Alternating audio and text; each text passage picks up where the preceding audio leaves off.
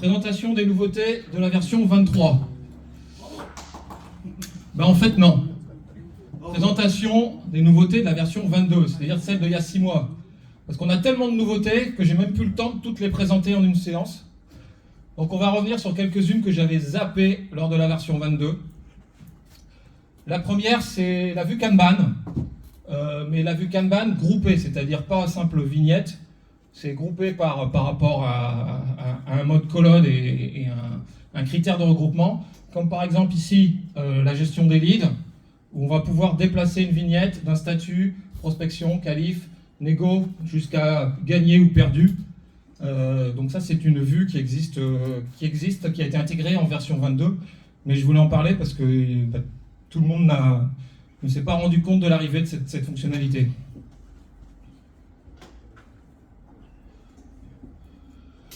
Également en version 22, c'est la possibilité de compter le nombre d'appels d'API. Donc on a une option pour activer ce compteur. Et on verra le nombre d'appels qui a eu lieu au niveau de la fiche de l'utilisateur qui porte la clé API.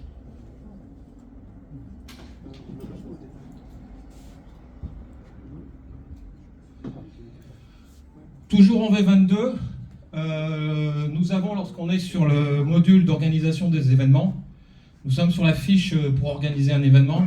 On a une entrée qui est le lien ICS que l'on peut télécharger. Et pour information, ce fichier ICS, à quoi ça peut servir? Si vous le mettez en pièce jointe dans un email, peu importe la manière dont vous envoyez votre mail, que ce soit avec Gmail, avec Thunderbird ou n'importe quoi, ça provoque automatiquement cette vision-là lorsque la personne reçoit le mail. Donc là, par exemple, c'est la manière dont interprète le fait qu'il y ait une pièce jointe qui est interprétée donc par Gmail. Automatiquement, on a un petit encart spécial avec l'événement, les informations propres à l'événement, et l'utilisateur peut, en cliquant sur ajouter à l'agenda, avoir l'événement automatiquement ajouté à son agenda. Donc là, il n'y a pas de grande technologie derrière, c'est juste le fait de mettre une pièce jointe, et dans cette pièce jointe, d'avoir un fichier ICS qui contient la date et la fin de l'événement, un libellé, etc. Donc pour l'instant, il faut encore télécharger le fichier et le mettre en pièce jointe dans l'email. Mais bon, rien n'empêche maintenant un développeur de se dire, je rajoute un simple bouton intégrer d'office le fichier ICS en pièce jointe, notamment dans les mails envoyés depuis la page de suivi d'un événement. Voilà.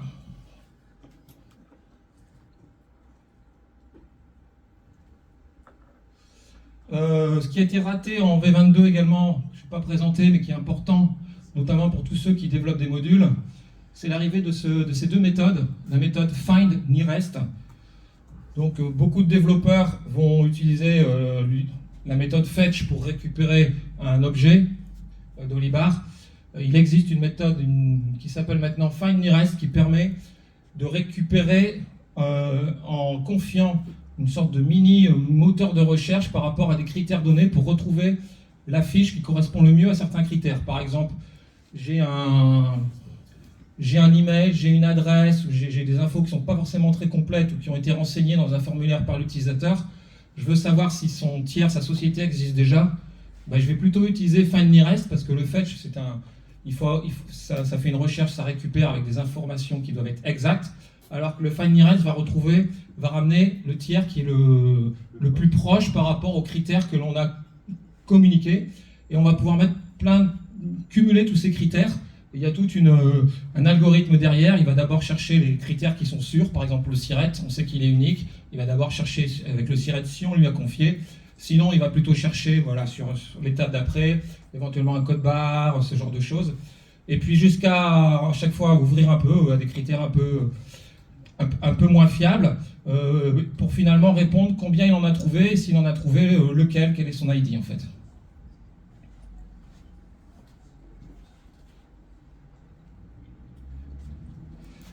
Et maintenant on peut passer à la V23. Voilà, je voulais terminer la V22 d'il y a 6 mois qu'on avait un peu dû terminer par manque de temps et on va passer à la V23. Alors vous allez voir cette version, c'est un peu comme les versions précédentes ces dernières années. Il y a encore beaucoup de choses.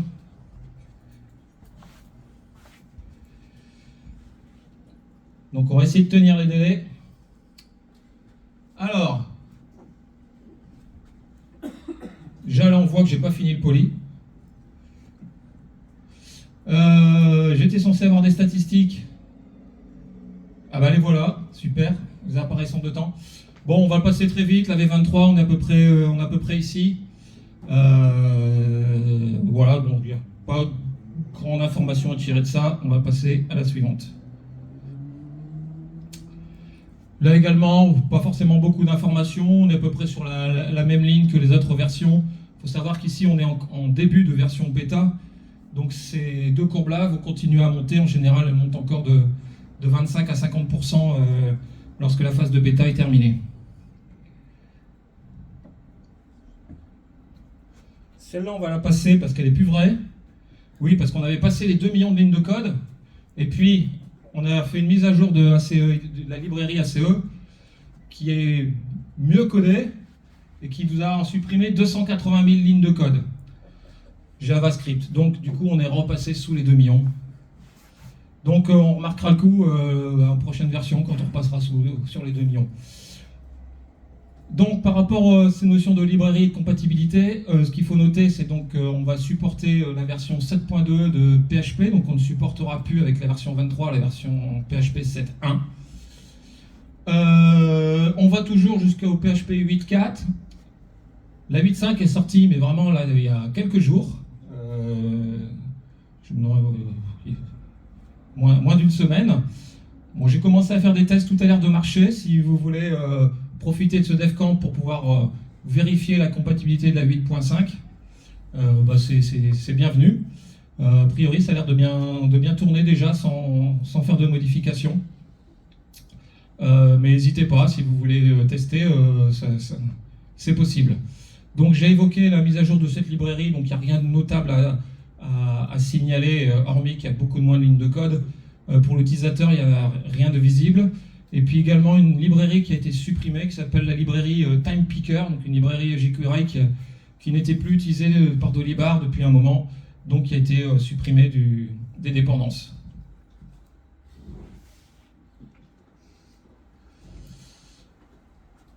La qualité du code, donc ça c'est un long chantier qui a été commencé il y a très longtemps, bien avant la V18 même, qui consiste à réduire la dette technique, donc la dette technique remontée par des outils comme Fan et PHP Stan.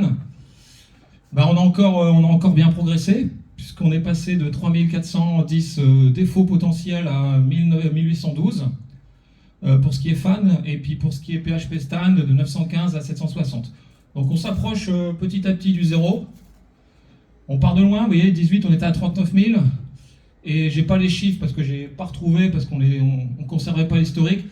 Mais si on remonte encore avant avec le même niveau d'exigence, de qualité de fans, je pense qu'on était parti à peu près à 200 000. Donc 200 000 défauts potentiels, on n'en est plus qu'à 1812, donc ça vous donne une idée de l'ampleur du travail qui est fait par les personnes qui travaillent sur ce chantier depuis maintenant quelques années.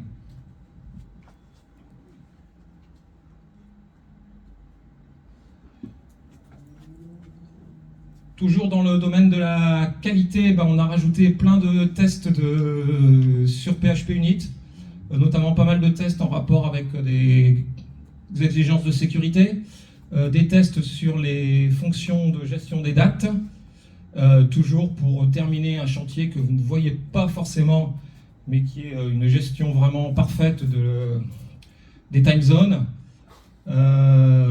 Donc on a encore fait quelques petites modifs et quelques fonctions supplémentaires qui vont nous permettre de nous protéger quand on va nettoyer du code legacy qui traîne de longue date et qu'on pourrait bientôt supprimer du fait que maintenant on utilise des routines et du code qui est compatible, on va dire, multi-time zone à peu près partout.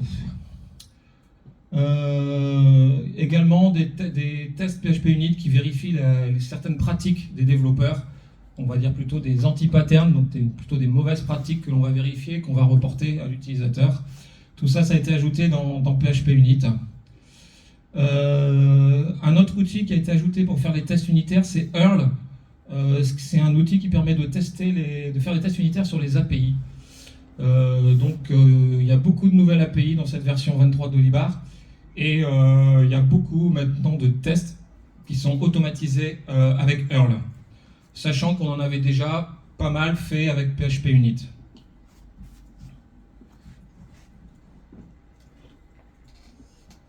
Les performances.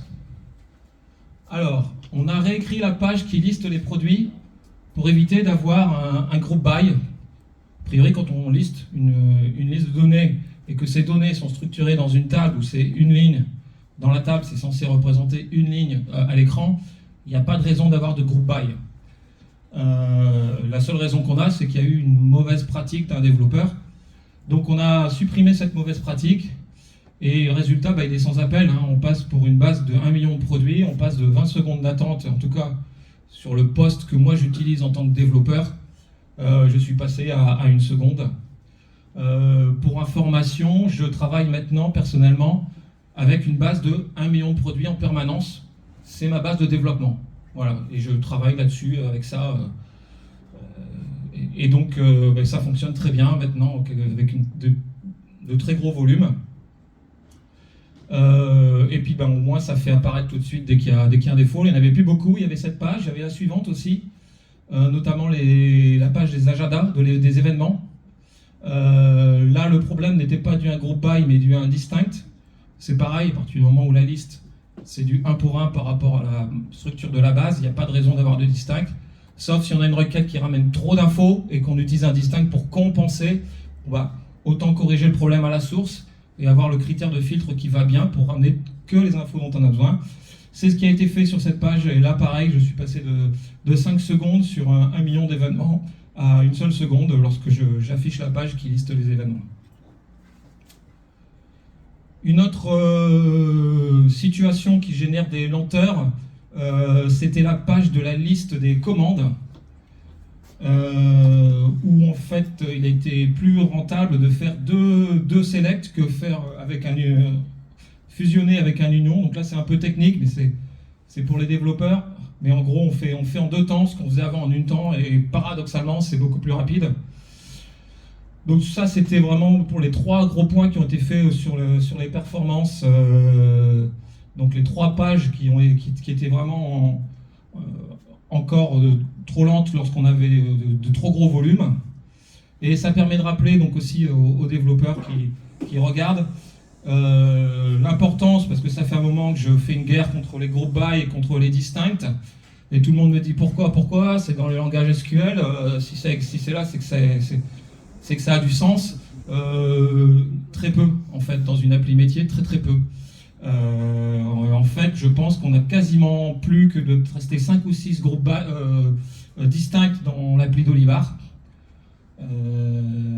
Et en fait, on a normalement pas besoin, si le modèle donné est bien fait, et c'est le cas d'Olivar. Donc franchement, ça montre que en fait, il y a une vraie raison pour laquelle on doit faire abstraction de ces pratiques. On doit plutôt on doit les écarter, parce qu'en fait c'est juste chronophage en termes de temps et en performance sur une appli métier comme la nôtre dès qu'il y a beaucoup de volume. Toujours dans les performances, la fonction getLocalTax qui permettait de renvoyer les taxes locales, donc ça c'est pour les pays qui utilisent en plus de la TVA, une 2e et une 3e taxe de nature différente que la TVA, donc l'Espagne par exemple. Cette fonction a été réécrite pour renvoyer la taxe 2 et 3 en une seule appel plutôt qu'en 2, et elle a été ensuite renforcée avec un cache, ce qui fait qu'on appelle cette fonction toujours dans tous les cas, même si le développeur n'y a pas pensé, on n'y appelle qu'une seule fois. Donc ça ne se verra pas forcément sur une installation française, mais c'est très efficace sur certaines installations espagnoles. La liste déroulante des BOM, donc des Bill of Material, donc pour ceux qui utilisent le module de fabrication et de nomenclature, lorsque la quantité de nomenclature est très importante, bien la liste déroulante, elle téléchargeait tout, et donc ça a été amélioré pour pouvoir fonctionner un peu avec de l'Ajax comme fonctionnent les autres listes déroulantes, les produits, les tiers, etc. On a réduit le nombre de fichiers de langue. Les fichiers langue, alors c'était une étude que j'avais faite il y a 10 ans, donc c'est à mettre au conditionnel parce que c'est peut-être plus avéré aujourd'hui, mais il y a 10 ans, la moitié du temps d'affichage d'une page, c'était le chargement des fichiers lang. Alors, test fait sur un environnement qui est très mauvais en accès disque, en l'occurrence Windows. Et pour Windows, plus de la moitié du temps était consacré juste à la lecture des fichiers lang. Donc on a beaucoup, l'appli est grosse, il y a beaucoup de fichiers de traduction. Donc ça nécessite un gros temps en termes d'IO pour aller lire ces fichiers. Donc la solution qui avait été trouvée, c'était de découper en plein de fichiers. Et on ne charge que les fichiers dont on a besoin.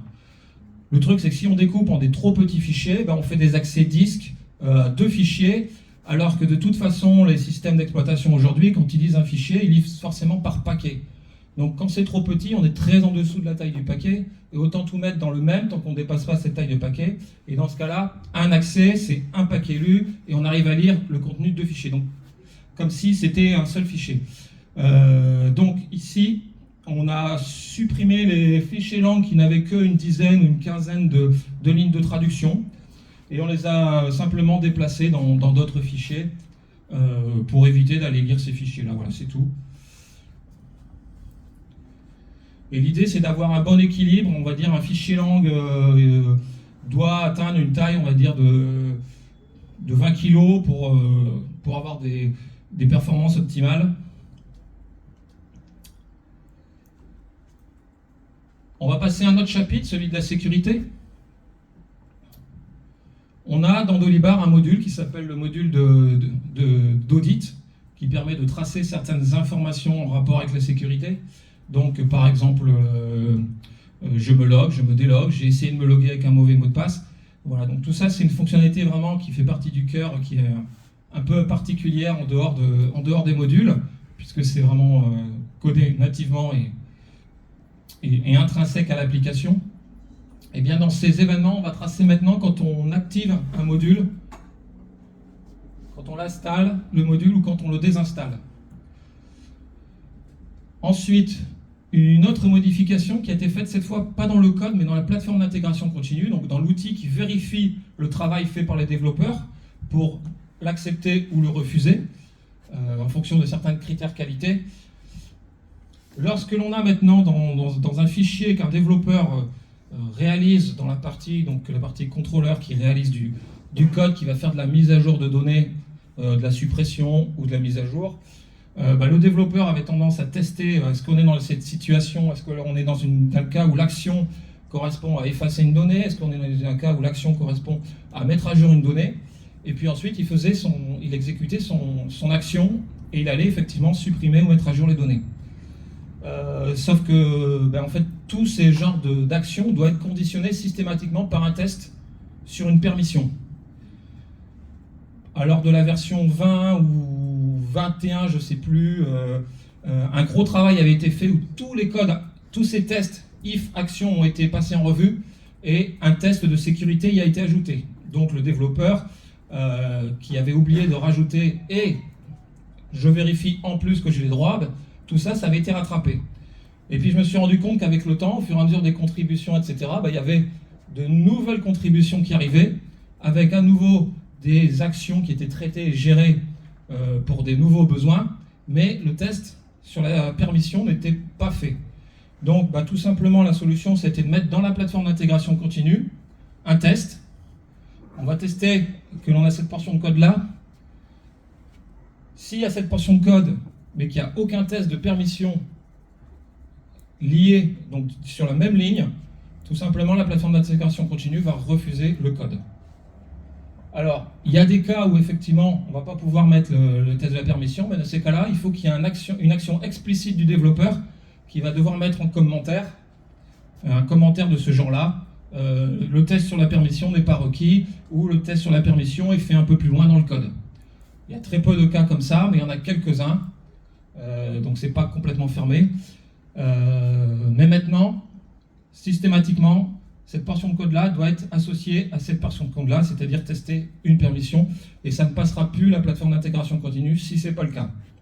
Ce qui garantit qu'on reste toujours à 100% des actions qui sont bien contrôlées par un test de sécurité.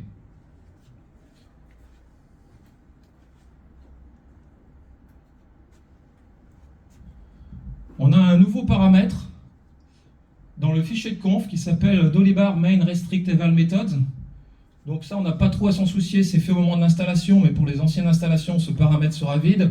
S'il est vide ou pas défini, Dolibar version 23 va prendre une valeur par défaut, et c'est un paramètre qui permet de lister toutes les fonctions qui sont autorisées lorsqu'on appelle la méthode Doleval. Donc en fait, ça correspond à ce qu'on a le droit de faire, les fonctions qu'on a le droit d'appeler, notamment dans les champs qui sont calculés dynamiquement, comme par exemple les champs qu'on appelle les champs calculés computed, des extra fields qui sont computed.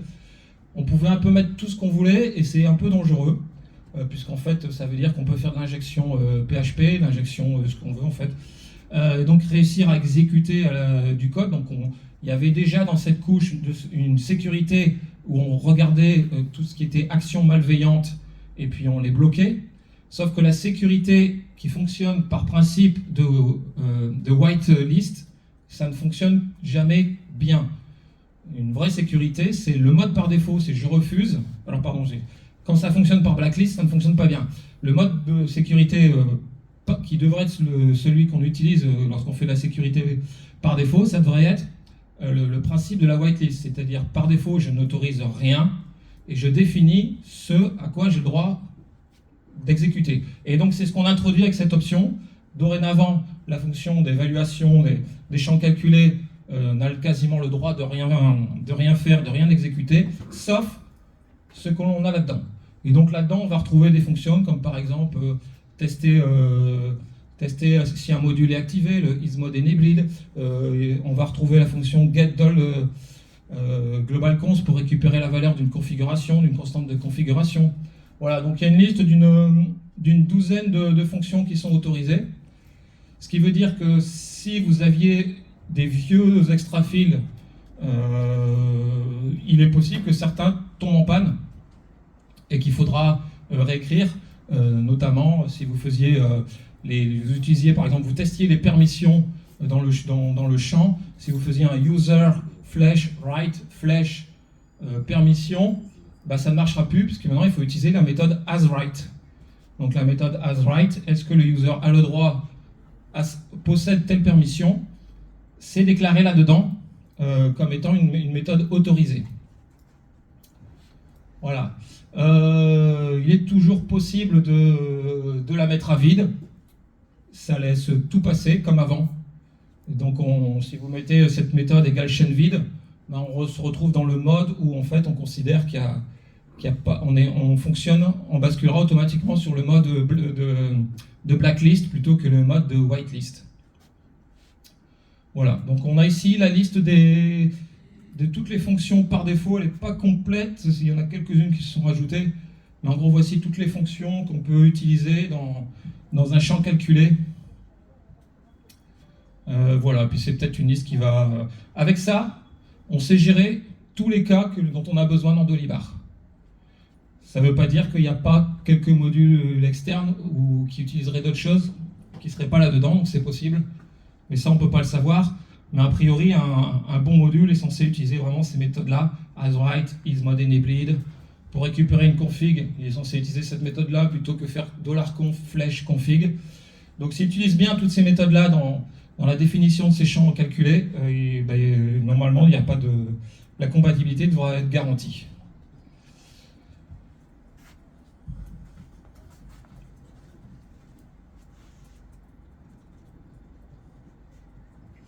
Une autre évolution de sécurité qui est très très intéressante et que j'engage tout le monde à l'activer, parce qu'elle ne le sera pas forcément par défaut, parce qu'elle est un peu technique et il faut avoir quelques connaissances pour pouvoir les mettre en œuvre.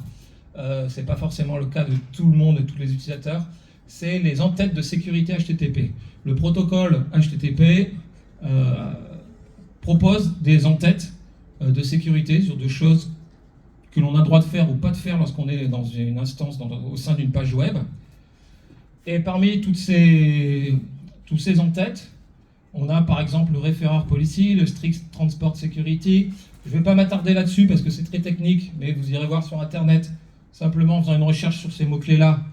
Vous verrez, bon, ça c'est des chaînes libres, donc vous y mettez ce que vous voulez, mais ça vous permet, par exemple, celle-ci, Permission Policy, ça vous permet de mettre des mots qui vont vous dire, quand je suis sur cette page, la caméra elle est désactivée, point. Quel que soit le code, même s'il y a du code JavaScript qui l'active, le navigateur va de toute façon bloquer à son niveau.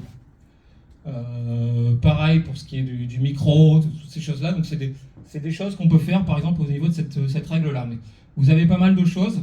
Et il y en a une aussi qui est très importante, qui est la plus importante, c'est celle-ci, la Content Security Policy. Donc celle-là, elle est un peu plus balèze. On ne le voit pas sur la copie d'écran, parce qu'il n'existait peut-être pas encore au moment où j'ai fait la copie d'écran, mais on a un éditeur pour nous aider à rédiger cette Content Security Policy. C'est une chaîne à la fin, mais c'est une chaîne qui doit répondre à une certaine syntaxe. Donc il y a tout un éditeur qui permet de définir cette syntaxe, avec des listes déroulantes qui permettent de choisir la règle, l'opérateur, l'opérande. Et par exemple ici, on va voir que default SRC, donc SRC c'est tout ce qui est en rapport avec du JavaScript, ben, du JavaScript qui serait hébergé par Google, ça passe, google.com ça passe. Pareil, le script SRC c'est aussi JavaScript qui serait hébergé en inline dans la page, je l'accepte.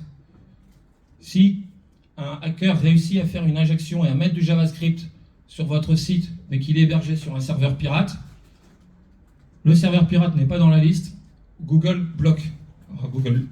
Votre navigateur bloque. Que ce soit Firefox, que ce soit Chrome, Opera ou ce que vous voulez, ça c'est un standard de sécurité qui est supporté par tous les navigateurs.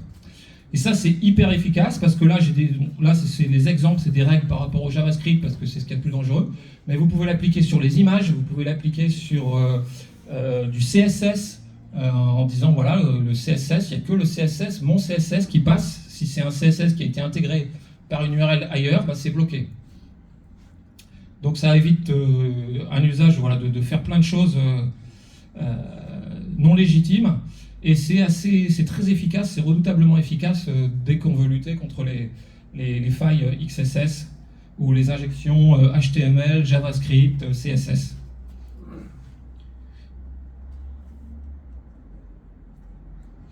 Donc, pour revenir là-dessus, une pratique, c'est tout simplement de commencer à mettre 2-3 règles pour autoriser votre site, puis vous vous baladez dans votre appli et vous voyez où ça pète, et vous verrez peut-être qu'il y a un module externe, vous avez dans votre console JavaScript une erreur, tiens, je ne peux pas accéder à telle URL extérieure.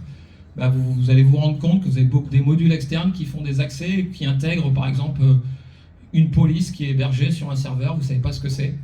Donc potentiellement envoie l'adresse IP de votre utilisateur sur ce site-là, tout ça, ça sera bloqué complètement. Et donc ensuite on débloque éventuellement une par une en rajoutant des règles jusqu'à ce qu'il n'y ait plus de rouge. On va passer maintenant au look and feel. Alors on a eu un peu moins de choses dans cette version par rapport aux versions précédentes. La première, c'est ce que j'appelle la spell check war, donc la guerre contre les spell checks. Donc vous avez peut-être remarqué, certains navigateurs, quand il y a des fautes de frappe, vous met des fautes d'orthographe, vous met des symboles, sauf qu'il y a certains champs, ça n'a aucun sens de vérifier l'orthographe. C'est le cas d'un login, un login par définition, ce ne sera pas dans le dictionnaire, quoi.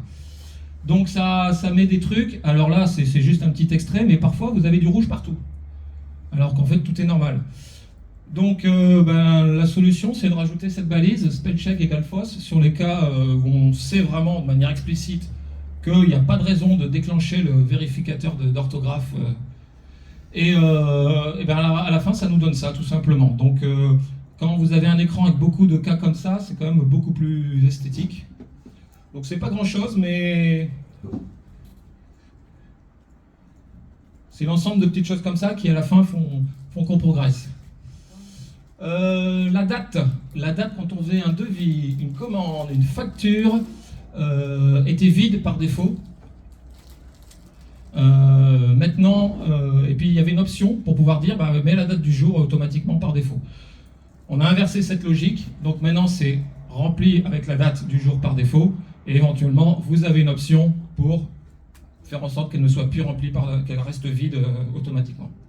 Donc là on gagne des clics en fait. Vous le voyez peut-être pas, mais la taille des polices et la taille de tous les objets de votre écran a un peu grossi. Ça, c'est quelque chose que je fais depuis très longtemps. Petit à petit, à chaque version, les choses deviennent un peu plus grosses. Et on s'en rend compte si on remonte 4 ou 5 versions en arrière. Quand on compare, on voit, on n'arrive presque pas à lire tellement c'était écrit petit. Et en fait, voilà, quand on regarde une interface très moderne, on voit que les objets sont souvent plutôt gros, très aérés, avec beaucoup d'espace dans les zones de saisie, etc. Donc là-dessus, on a encore poussé le curseur un petit peu plus loin en termes d'aération de la page. Mais c'est vraiment très, très léger. C'est juste qu'on le fait petit à petit à chaque version. Les commandes clavier, CTRL plus Select, Shift plus Select sont maintenant disponibles sur toutes les listes de Dolibar. En tout cas, presque toutes les listes, sous réserve de tester et de trouver celles qui ne seraient pas supportées. Mais ce qui vous permet de sélectionner, plutôt que de cocher la case, lorsque vous avez une longue liste et que vous voulez sélectionner un nombre d'éléments dans cette liste pour faire une action de masse, vous n'êtes plus obligé de cocher la case, vous pouvez sélectionner la première et avec un CTRL-SHIFT, sélectionner la dernière et ça va tout sélectionner. Ça c'est le Shift Select, et puis le CTRL par contre vous pouvez prendre par bloc des blocs indépendants. Voilà, donc vous testerez ces commandes-là. Ça permet la sélection beaucoup plus rapide quand on veut sélectionner beaucoup de lignes.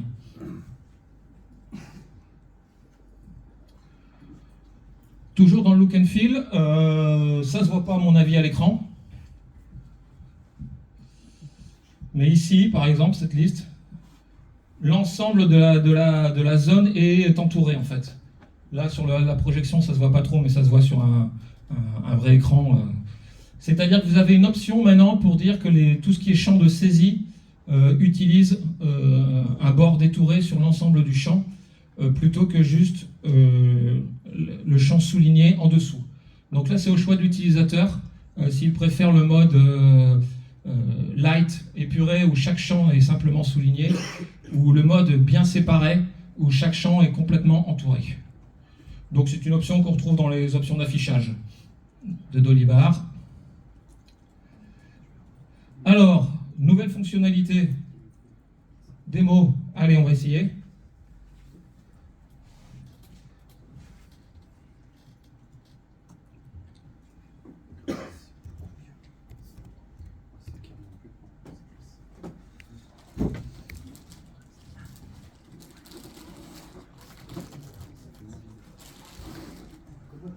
C'est pas encore assez bon.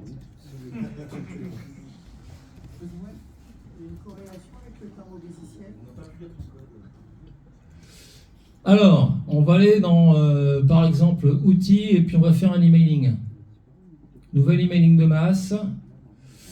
Voilà, ça marche. Donc on a depuis maintenant une ou deux versions une petite baguette magique pour utiliser l'IA afin d'appliquer certaines fonctionnalités propres à un moteur d'IA, donc Mistral, ChatGPT, etc. Ce qui permet de pré-remplir avec un prompt, ou bien de faire de la traduction, de corriger un texte, etc. Et nous avons aussi maintenant, juste à côté, une petite fenêtre, ici, là, qui permet de remplir le mail encore en proposant une autre manière de faire. Donc là, c'est le système de layout. Donc le layout, c'est quoi? Donc pour l'instant, il y en a juste là 4. C'est aucun layout, donc votre mail est vide. On va avoir le layout basique. Donc on va cliquer dessus pour voir ce que ça donne. Et on a automatiquement un email qui remplit. Alors on peut même aller plus loin. On va dire qu'on remplit un sujet de mail de bonne année, par exemple.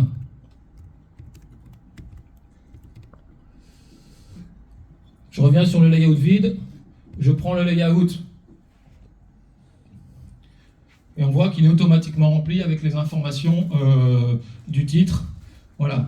Et on va pouvoir simplement compléter ici, mais ça mâche le travail pour avoir une présentation du mail un peu jolie, c'est-à-dire que le logo a tout de suite été ajouté, les informations qui sont de l'adresse viennent directement de l'application, de la configuration de l'application.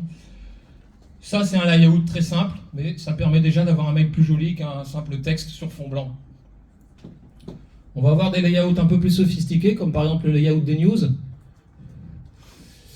Donc lui, ça va être par exemple pour ceux qui utilisent le CMS d'Olibar, le site web, on publie parfois des news, donc des articles de type blog. Et bien ces articles, on va pouvoir par exemple aller les choisir dans la liste déroulante. Et puis on va faire sélectionner et automatiquement, c'est pas le cas, ça va remplir en fait le layout avec le texte et la photo de l'article. Donc ça c'est pour ceux qui utilisent des news, enfin un site web. Si vous n'utilisez pas le site web, ce layout-là sera complètement supprimé, n'apparaîtra même pas. Et enfin, si vous avez une base de produits, un dernier layout, c'est que vous allez pouvoir choisir certains produits et automatiquement, ici, on va avoir à la place de cette phrase la photo du produit avec le petit texte descriptif. Donc par exemple, pour faire un mail marketing pour annoncer la disponibilité d'un nouveau produit. Donc c'est juste une aide à la saisie pour gagner du temps et puis pas perdre trop de temps dans l'aspect présentation, etc. Et ces notions de layout, je dirais c'est des choses qui sont hookables. Donc des modules peuvent très bien décider de rajouter des layouts à eux. Donc c'est surtout là aussi que je vois l'intérêt, c'est de permettre d'offrir des modules qui vont apporter d'autres styles de présentation. Voilà pour cette fonctionnalité de layout. Alors qu'il reste à... Ouais. Si je suis pas sur le bon truc. On va revenir à notre présentation.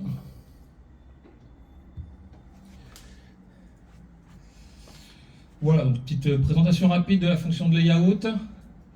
Ensuite, dans les nouvelles fonctionnalités, on a un nouveau widget qui est le widget du tunnel de prospection où on va voir le montant des opportunités qui sont ouvertes en prospection par statut, avec le montant total de celles qui sont ouvertes et puis le même total mais pondéré par rapport à la probabilité que l'opportunité se concrétise.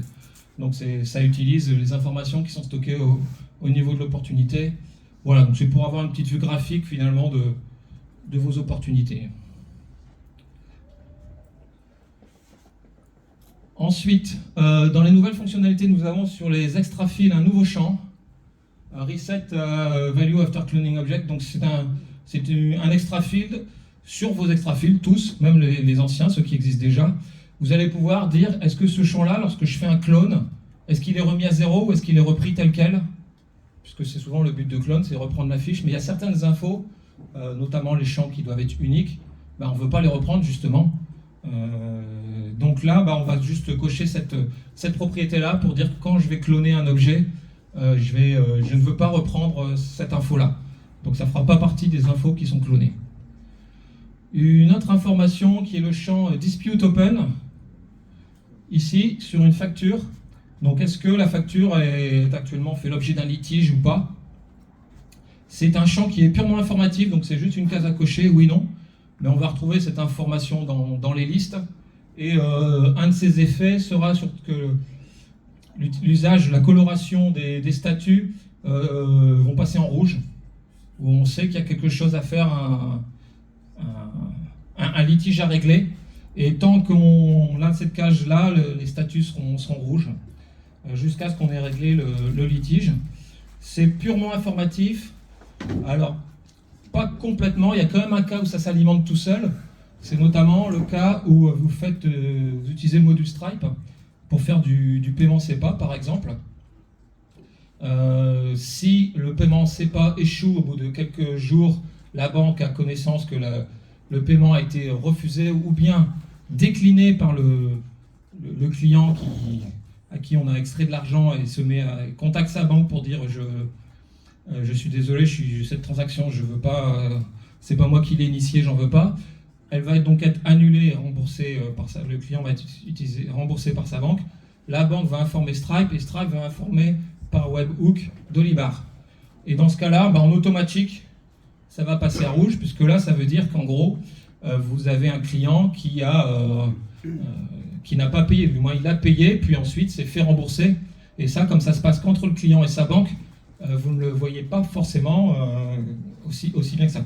Bah là, dans le cas où le paiement aura été initié avec Stripe, c'est pas géré avec les autres modes, ça va automatiquement se mettre à jour. Mais sinon, c'est globalement, c'est quand même purement informatif.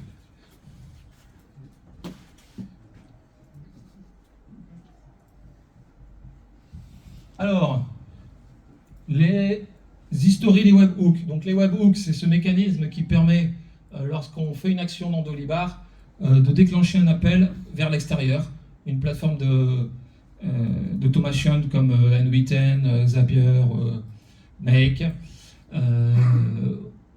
ou n'importe quel autre système de votre SI. Donc on pouvait créer des webhooks pour dire, par exemple, chaque fois que je crée une société, tu m'envoies un webhook avec le message comme quoi je crée une société et toutes les informations de la société dans un fichier JSON, tu sollicites une URL extérieure. Ça, c'est le webhook. A été intégré maintenant l'historique du webhook, c'est-à-dire que quand il y a un appel qui est fait, on va voir tous les appels qui sont faits avec leur statut. Est-ce qu'ils sont en erreur, est-ce qu'ils sont KO? Et on va pouvoir aller consulter le payload, c'est-à-dire le message, pour pouvoir reproduire. Je ne sais pas si c'est le cas, mais on doit avoir peut-être un petit bouton pour dire réessayer l'envoi. Non, on l'a pas. Bon, voilà. Ok. Qu'est-ce que tu fous, Lucas?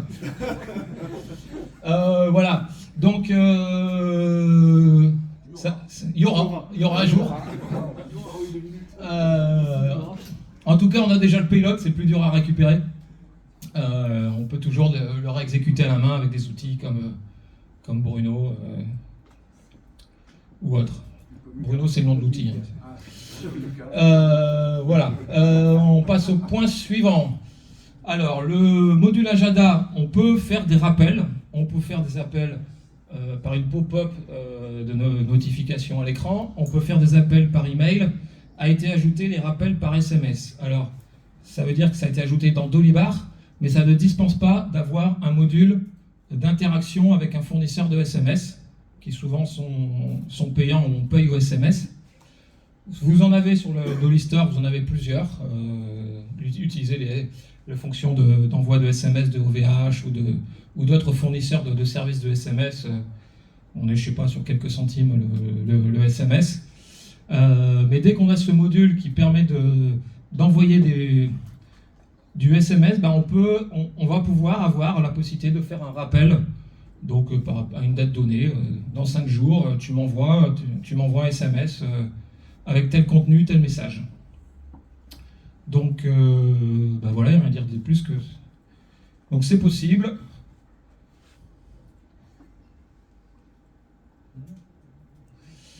Alors, les nouveaux modules. Alors, c'est un module qui traîne dans le noyau Dolibar, enfin dans le projet Dolibar depuis un moment. C'est le module de... je ne sais plus le terme en français. RGPD, non? Alors, en français, on appellerait peut-être le module RGPD. Dans Dolibar, il a un nom un peu plus générique.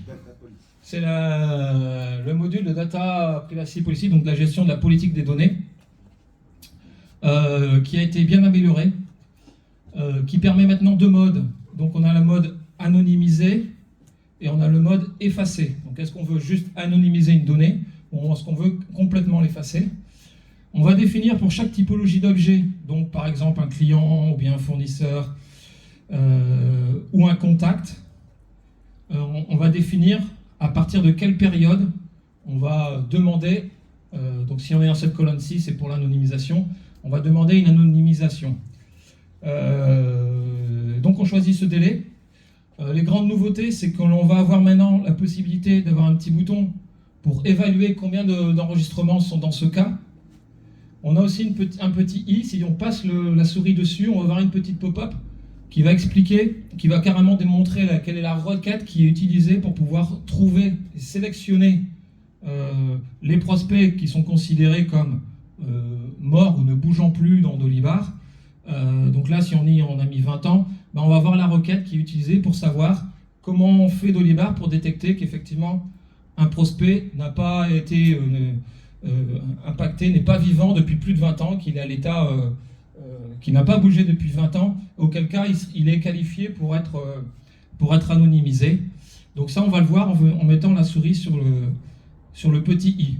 Avec le calculette, on va avoir carrément un comptage en disant, voilà, dans la base, il y en a 850 qui sont dans ce cas-là. Donc si vous lancez effectivement, de manière effective, l'anonymisation, ces 850 vont se retrouver anonymisés.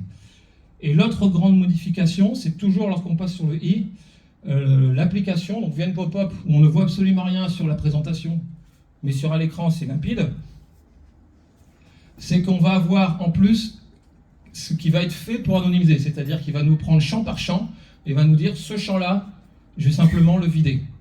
Ce champ-là, je vais le remplacer par un numéro unique à chacun. Ce champ-là, je vais faire ceci, ce champ-là, cela, et on sait quelle est la manipulation qui sera faite par Dolibar pour anonymiser l'information. Et on a aussi l'exhaustivité des informations qui sont anonymisées. On va retrouver toutes les informations qui sont un peu personnelles, la géolocalisation, les identifiants professionnels pour une société, le nom, le prénom, l'adresse, etc. Et l'anonymisation, parfois on remplace par une valeur unique, mais qui ne possède aucun lien avec la donnée d'origine, mais ça permet de garder dans la base de données quand même des différences entre les différents enregistrements. Lorsqu'on veut faire des statistiques, par exemple, ça reste utile. Et puis il y a des cas où on va simplement vider la donnée, tout simplement. Donc ça, le détail sera mis dans un petit bloc en disant voilà ce qui est fait exactement en termes d'anonymisation. Et puis ici on choisit l'autre mode d'effacement. Donc là on voit qu'il est supporté sur très peu d'objets. Là on est carrément sur de l'effacement de la base de données. Voilà pour ce module. Et aujourd'hui il marche bien, il est stable. Je pense que j'ai tout dit, donc on peut l'utiliser.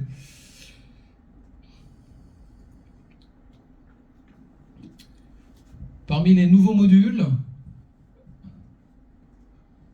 ou plutôt ceux qui sortent, ici en l'occurrence, le module site externe a été complètement supprimé. Il avait déjà été déprécié dans la version avant, puisque maintenant lorsqu'on veut mettre dans le menu un lien vers un site externe, on peut utiliser simplement l'éditeur de menu de Dolibar.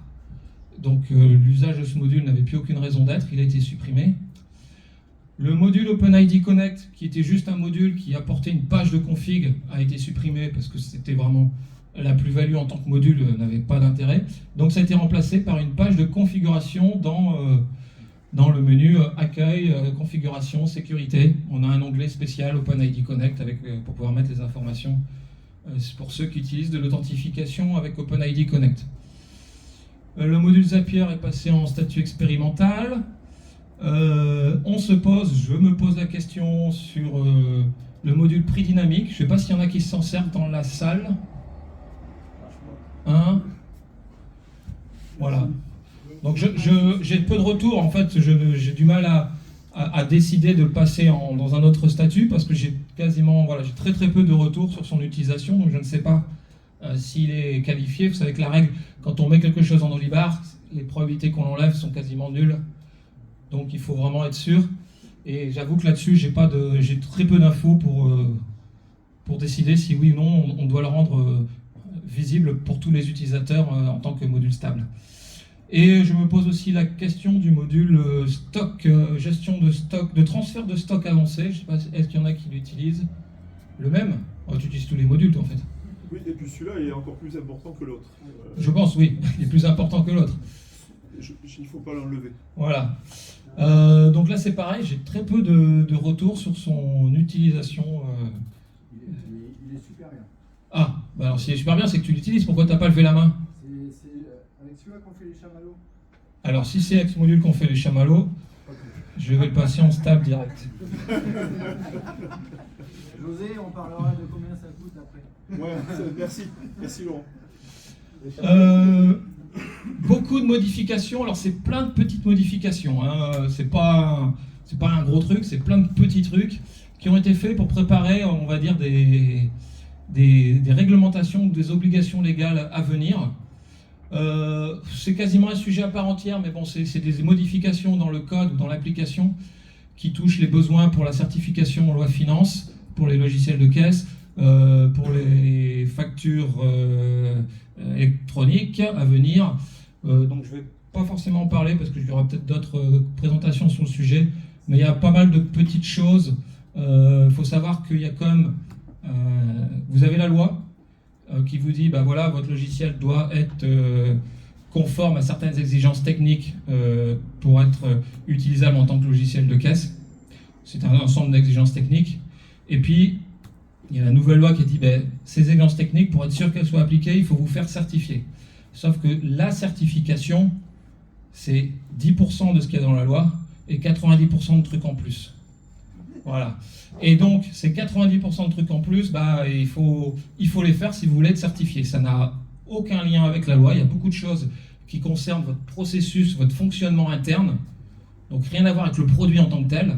Mais c'est comme ça, il faut le faire. Donc, il y a pas mal de choses qui ont été faites aussi pour améliorer ça. Mais c'est un sujet à part entière. En plus, je pourrais en parler des heures. Donc, volontairement, je le passe. J'en présente peut-être une parmi toutes celles. C'est une meilleure présentation de la table des événements de log inaltérable. On avait 2 colonnes, on en a 3 maintenant, c'est-à-dire qu'on en a une qui explique le libellé, ce qu'est la colonne, en plus d'afficher la valeur. Avant, on avait un code technique, donc pour un contrôleur, ça parlait pas beaucoup. Là, maintenant, il a la notion métier en plus. C'est un peu plus, on a mis ainsi un peu de couleur sur tout ce qui concerne les montants, donc c'est un peu plus lisible.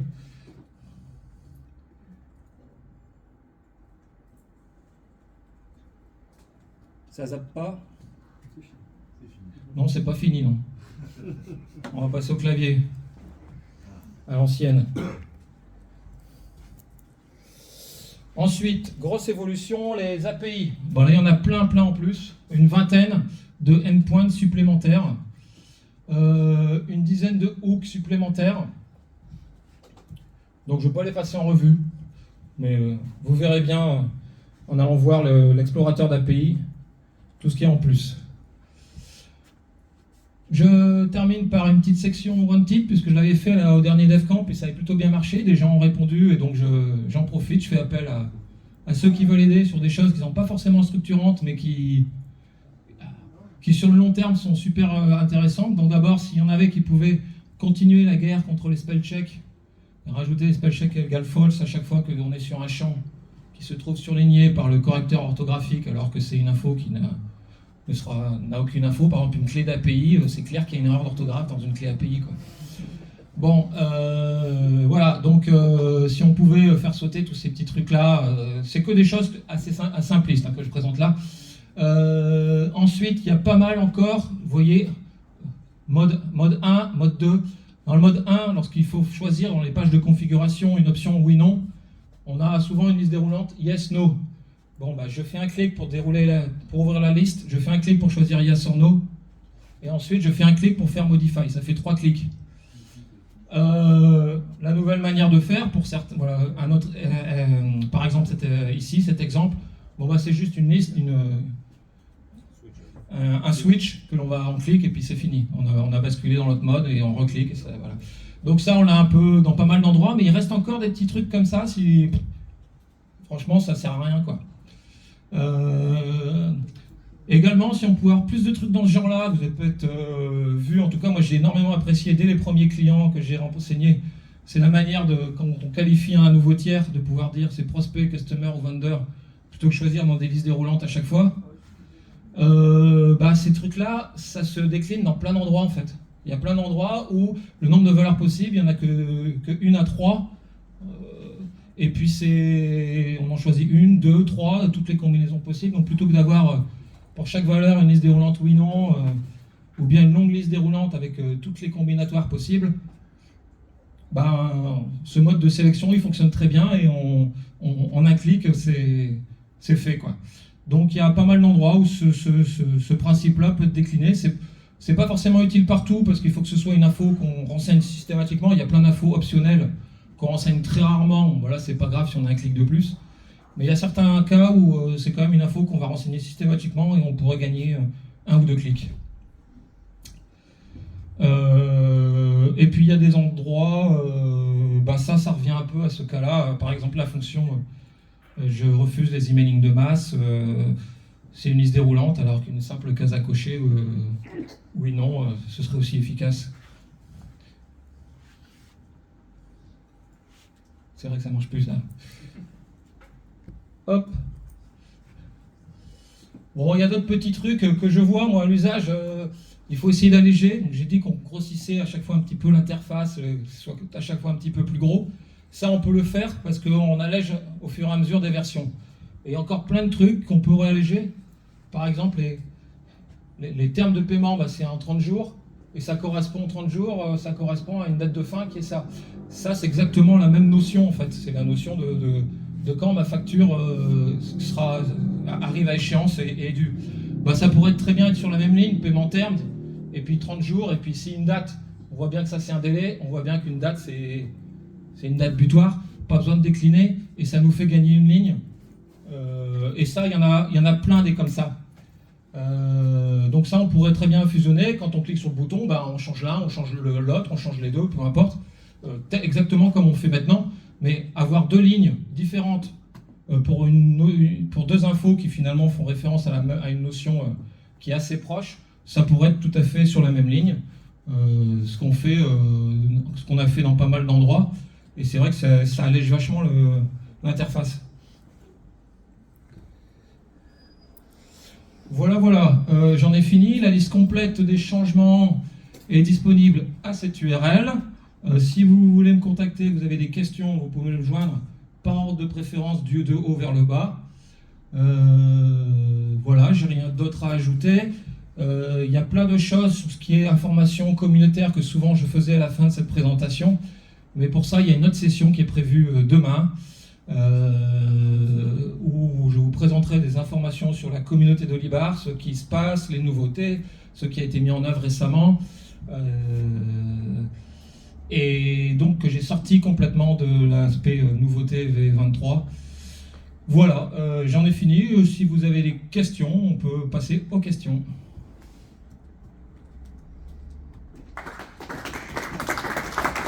C'est pas une question, ça. Bon, bah super.